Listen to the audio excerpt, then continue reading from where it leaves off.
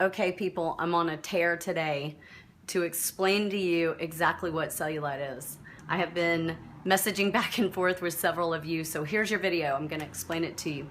I have bought some fruit and I have the bag.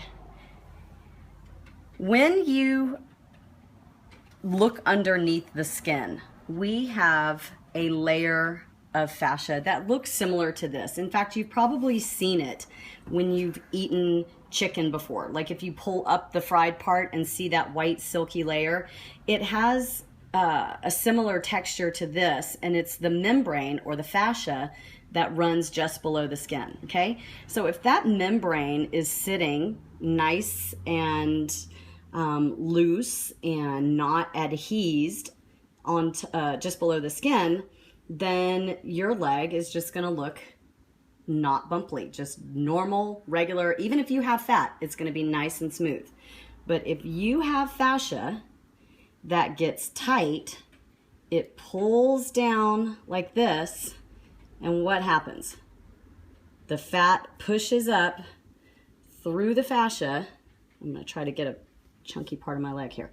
Can you see how the skin and the fat and everything jump up through those holes?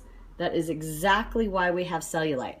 Now imagine if your fascia was so tight that it was mangled, like on my calf video earlier today, and you had all of this going on up under the skin. What do you think that would look like with fat smushing up through it? Okay, so that's why when we take the FasciaBlaster and we're going on the skin and we're rubbing down into the first, second, and if you go hard enough, third layer of fascia, you can keep it from encasing you like this and make it nice and loose like this. And that is why no matter whether you're heavy or skinny or medium, anyone can have cellulite. And that is the reason why, because it is not a fat problem, it is a connective tissue problem.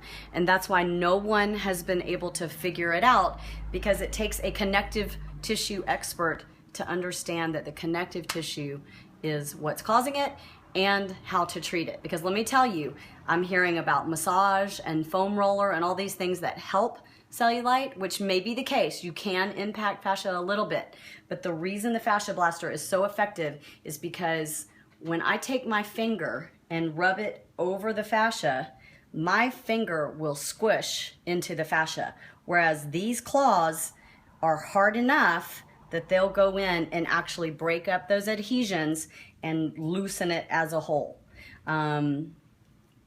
That's why the FasciaBlaster works. It's plain and simple. It is not rocket science. It's the simplest thing, and we've just missed it in modern science.